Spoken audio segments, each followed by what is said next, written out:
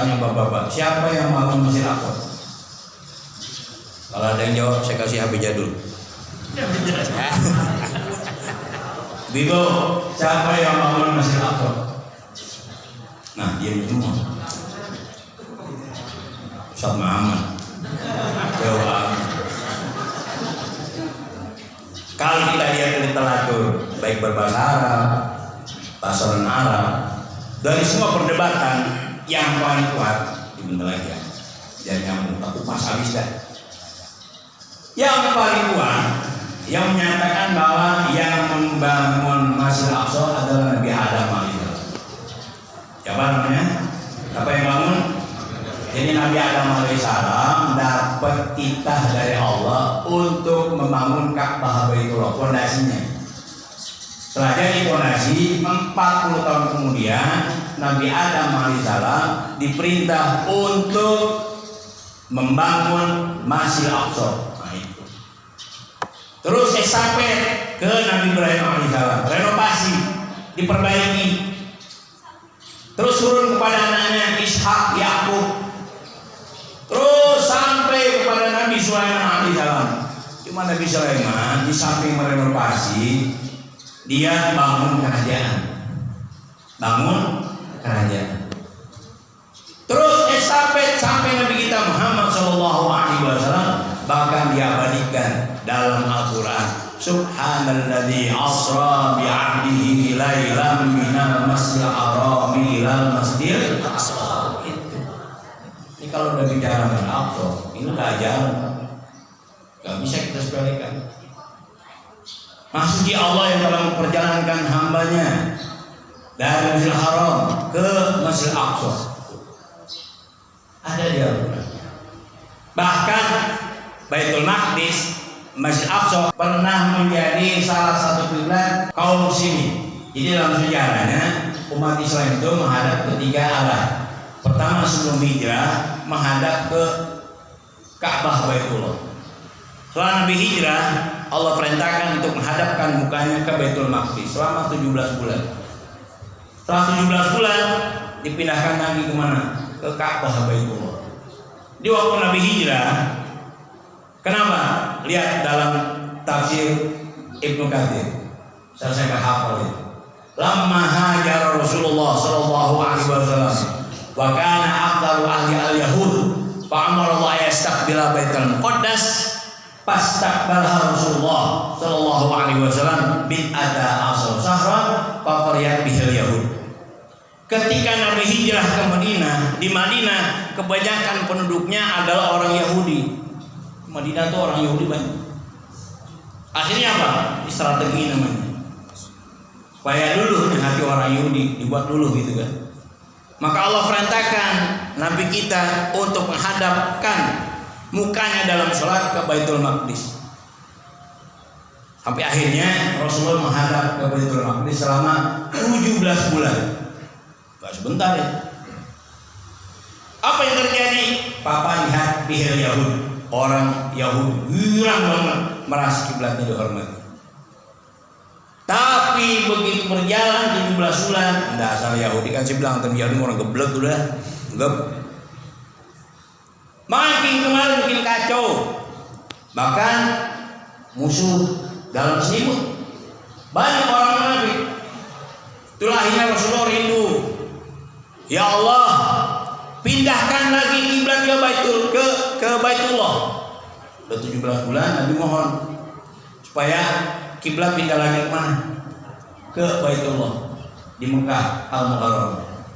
Bapak kalau baca Al-Qur'an di juz kedua itu ada bagaimana Allah menggambarkan kerinduan Nabi dengan Masjidil Haram. Qad nara taqalluba wajhika fis sama falan waliyannaka qiblatan tardaha fawalli wajhaka satral masjidil wa aituma kuntum fawallu wujuhakum syatra. Aku melihat, kata Allah, ya, mukamu menengadah ke langit. Jadi Nabi itu serius banget sampai digambarkan doa matanya ke langit. Ya Allah, pindahkan lagi kiblat dari Baitul Maqdis ke Ka'bah Baitullah. Allah jawab, "Falanuwalliyannaka qiblatan tardha." Nanti kami akan palingkan kamu ke kiblat yang kau suka apa? Ka'bah Baitullah. Terjawab. Turun Al-Quran, "Fawalli wajhaka syatral masjidil haram." Maka saat ini palingkan mukamu ke Masjidil Haram. Wa haitsuma kuntum fawallu wujuhakum syatrah. Dimanapun kalian berada, palingkan muka kalian ke Masjidil Haram. Makanya kalau orang Islam sembahyang enggak ke Masjidil Haram itu udah jelas aliran sesat itu. Contoh ya kayak Ahmadiyah di Parung. Haji nggak perlu ke Mekah, haji pasar baru, pasar kambing itu mah. Ahmadiyah ada Lahore, ada Kodian, kita serang satu kodi, dua kodi, terserah aja. Ya, Ahmadiyah udah brengsek gitu aja. Nabinya bukan siapa, bukan Nabi Muhammad, Mirza Ghulam Ahmad. Nabi lahir di apa? Di India, dia tukang apa? Tukang martabak, begitu. Lah, ya Ahmadiyah ini nabinya tukang martabak tuh, Mirza Ghulam Ahmad. Itu kalau Ahmadiyah ya, mereka kalau haji nggak perlu katanya ke Mekah. Haji di mana? Di Parung. Di Parung ada apa? Pasar baru. Pasar baru ada apa? Pasar kambing, pasar burung, pasar ikan. Benar? Ini yang jalan-jalan ke Parung tahu gitu. Kan tukang ikan mulu ini. Dah balik lagi. Boleh Pak nggak menghadap kiblat? Kata ulama 3. Pertama, sholat sunat dalam perjalanan. Ini kan mungkin kampung semua nih. Orang Jawa, orang muda, bener nggak? Ya. Itu bapak kalau pulang kampung apa? Naik pesawat, gitu naik kereta. Kerenan dikit nggak apa? Naik apa? Naik getek? Ya, naik getek. Mau naik pesawat, mau naik kereta, mau naik mobil silahkan. Kita mau sholat sunat boleh nggak kiblat? Contoh nih. Daripada nganggur dia jam udah masuk waktu duha, sholat aja sholat duha, nggak usah ngadep kiblat, nggak usah nyuruh supir berhenti, nggak usah. Tuh sholat sunat dalam perjalanan boleh tidak menghadap kiblat. Sholat hajat nih, Allahu Akbar, nggak apa-apa. Yang kedua, sholat sunat dalam keadaan sangat takut. Sholat peperangan. Kalau doktrin militer tahu tuh bagaimana caranya sholat dalam peperangan. Ini kiblat sana, umpama musuh ada di arah sana, boleh kita ngadep ke sana. Pak kalau kita ngadep ke sana, konyol tadi tembak di belakang. Islam rasional Pak. Makanya ada tuduhan dari orang Hindu katanya orang Islam itu menghadap apa menyembah batu. Sepertilah kita bukan menyembah batu, bukan. Kan dalam surah Al-Kahfi jelas. Apa? Falyabudu rabb hadzal bait. Sembahlah Tuhan yang punya rumah ini, maksudnya Allah, bukan nyembah batu kita. Jadi sholat sunat apa? Sholat dalam keadaan peperangan, sholat dalam keadaan sangat takut, boleh kita menghadap kiblat. Setan apa yang paling ditakuti? Setan apa yang paling ditakuti? Oi, susah ngesot, pakai shot. Mama kita lagi sholat, ibu nih, ibu ada nggak ibu? Ibu mau sholat nih, ya. Tiba-tiba ada suster ngesot lewat. Kita lagi sholat, ngempet aja nggak apa-apa ngempet. Jangan ada kiblat, nggak apa-apa. Kita ketakutan nih lagi sholat ada orang tawuran, takut kena sasaran. Lagi sholat nggak apa-apa kita menghadap kiblat. Itu ulama mengatakan sholat dalam keadaan sangat takut boleh tidak menghadap kiblat. Ya setan apa yang paling lo takut? Gak pernah nonton dia. Terus ngesor, ngesor. Pocong, tilangnya takut nih, udah.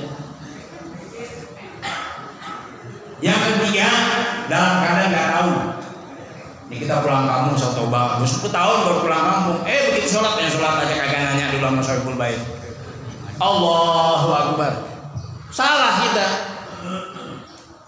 Umpama ada yang bener ini, Bang, salah. Gak usah dibatalin. Kalau yang punya rumah tahu ilmunya, kasih aja petunjuk. Tadi yang muter. Ini muter tapi batal. Salah ya. Kira nggak salah lagi. Ya lu nggak bilang gua. Masalah bukan apa-apa. Salah nggak mau. Iya udah ngopi nih. Gua lagi salah aja. Makanya waktu perpindahan arah kiblat, waktu kiblat pindah dari Baitul Maqdis ke Baitullah, ada sahabat yang nggak tahu kalau kiblat sudah pindah. Itu dalam riwayat Imam Muslim. Pastadaru fi ruku'ihim, mereka mutar dalam keadaan ruku. Bayangkan coba. Kiblat sudah pindah. Bukan lagi ke Baitul Maqdis, ke Baitullah. Gak pakai nanya. Terus sahabat hebat tuh. Kalau kita kan hadir, diskusiin, didebatin, ngamalin kagak. Oh Nabi enggak, oh sahabat enggak.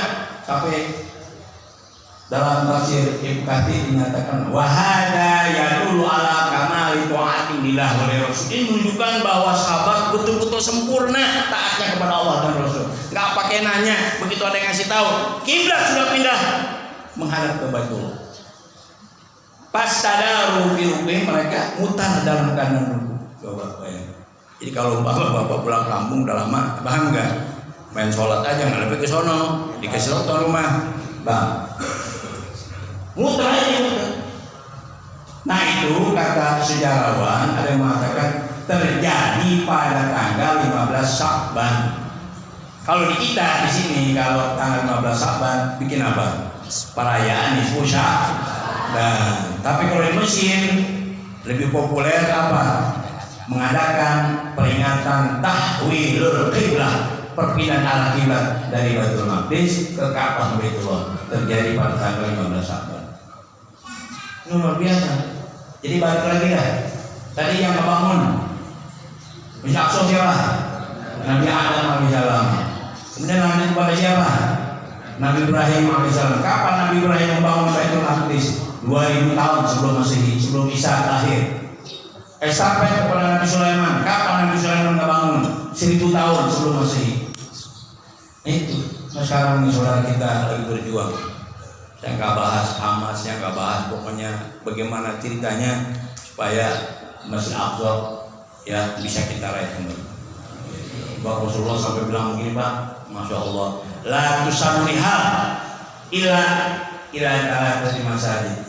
La tusaduriha, jangan sampai kamu bersusah payah mengadakan perjalanan jauh ila talatati masajid, kecuali ketika masjid. Kata Nabi, masjid hada, masjidku ini, Masjid Nabawi, wa Masjidil Haram, wa Masjidil Aqsa, 3 masjid itu. Tapi ada juga, ini saya lagi-lagi aja nih ya, kelompok Islam minimalis yang mengatakan kita nggak boleh ziarah ke Masjid Al-Jabar. Al-Jabar di mana? Sengon. Karena hadis Nabi begitu, nggak boleh kita mengadakan perjalanan jauh kecuali ketika Masjid Nabawi, Masjidil Haram, yang ketiga Masjid Aqsa. Orang PA nih memahami kayak gini, ya akhirnya orang nggak berani datang kemana, ke masjid itu yang di Parung apa namanya? Masjid Umama, nggak berani jalan-jalan kemana, masjid yang keren sekarang lagi hebat tuh. Itu masjid yang sekarang ada di tol udah mulai dilupain. Masjid apa namanya? Masjid apa namanya? Tuh bini gua, bini gua, ampun dah. Mau kemana? Mau ke sono. Masjid yang dibangun mau Erick Thohir. Mantap. Sekarang udah bosan, mau kemana lagi? Ke Al-Jabar, Bandung sekarang. Ya kan duit udah habis lama-lama. Gak ada beberapanya. Pok gitu kan. Mau berangkat nggak pakai duit, gitu kan? Gak, intermezzo. Bukan itu maksudnya, konteksnya bukan begitu. Lihat di hadis yang lain. Jadi begini ceritanya Pak, ini supaya paham nih. Saya bilang tuh kalau belajar hukum jangan sembarangan. Kalau mau jadi ahli fatwa jangan sembarangan. Pelajari dulu materi hukum, pelajari teori hukum, baru pelajari apa filsafat hukum. Lihat apa konteksnya. Jadi ceritanya begini Pak, terakhir ya. Jadi Abu Hurairah, ya. Abu Hurairah ditegur oleh temennya. Kamu dari mana?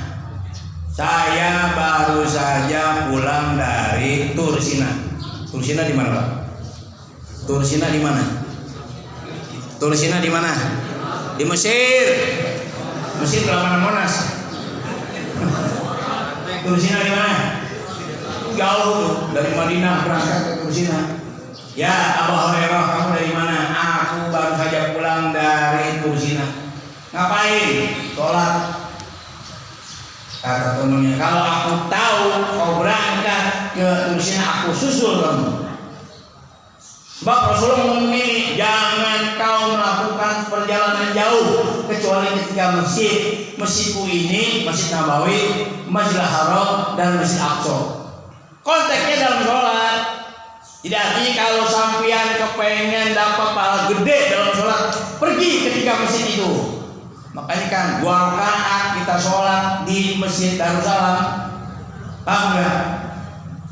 Dibandingkan dengan kita sholat di Masjid Nabawi, kelipatannya 1000 kali kita sholat di masjid yang ada di Pancoran Mas gitulah.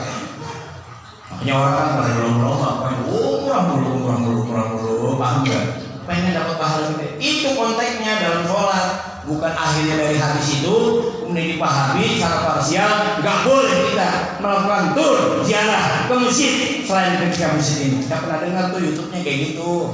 Makanya saya nggak ngatain Wahabi sekarang, Islam minimalis. Kelihatannya alim padahal alim, enggak. Dah, tapi kalau ngaji sama kiai ini, ya, masjid harus bertahan. Terus jangan sampai bergeser. Ahlus Sunnah wal Jamaah. Ini ada nih, semalam saya ngomong sama beberapa jamaah masjid. Ada di satu masjid udah mulai masuk cara orang lain. Begini Pak, ini DKM-nya harus tegas. Siapapun ente, mau Muhammadiyah, mau Persis atau apapun, kalau sholat di masjid ini pakai cara sini, begitu. Subuh, kunut, kalau nggak kunut jangan jadi imam. Subuh, wirid, habis sholat wirid, kalau enggak jangan jadi imam, jadi makmum aja. Begitu DKM, guru tegas, jangan ditinggal. Terserah mau NU, Muhammadiyah, mau Persis, kalau mau jadi imam di sini, ikutin cara di sini. Begitu tegas DKM. Ini ada masjid sekarang lagi dibangun. Semalam saya ngomong apa jam 12 malam itu kenapa? Udah mulai orang sholat jadi imam gak pakai wiridan. Udah mulai orang sholat jadi imam gak pakai kunut. Ini apa-apaan? Paham apa paham? Gue bukan galak, ini kesel. Enak kan kalau satu warna enak. Paham nggak? Sekarang kan masjid udah mulai ke tongkatnya hilang. Beduk udah hilang, beduk sekarang. Tongkat udah hilang. Lama-lama apa? Nah, imamnya hilang. Coba sekarang ini ada tongkat. Alhamdulillah masih ada. Paham nggak? Iya, beduk ada beduk. Besok beli beduk patungan. Kalau enggak minta sama anggota dewan. Dan beduk ini juga jadi. Paham? Ini kita kesepakatan toleran sekarang nih. Ini banyak nih ketua DKM. Tegas begitu. Kalau sampai mau jadi imam, ikutin cara kami. Begitu. Subuh, kunut nggak? Kalau mau jadi imam kunut. Habis sholat wirid nggak? Kalau habis sholat wirid, begitu jangan kayak apa begitu sholat langsung lari. Singkat aja begitu. Nah iya jadi imam. Tiba-tiba begitu habis sholat langsung lari. Besok singkat begitu. Lo jual gue borong begitu. Jawi. Ini mohon maaf nih, malam tuh saya ngomong sama jamaah, saya masuk ke masjidnya dah. Pokoknya masjidnya dekat rumah saya gitu aja. Pak Ustadz bagaimana Pak Ustadz? Ngomong udah begitu. Ya kita harus tegur DKM ini. Setuju Pak? Ya satu warna kita ini yang macam-macam. Ya, nah barangkali inilah ini apa disampaikan. Udah semuanya ada gue bahas sampai ke mana? KPK Hamas gitu. Ya, kita doakan supaya yang lagi berjuang bagaimana Masjid Aqsa itu adalah masjid umat Islam. Kita dapat meraih kembali. Amin ya rabbal alamin. Bila kurangnya mohon maaf. Wallahu muwaffiq ila aqwamit thoriq. Assalamualaikum warahmatullahi wabarakatuh.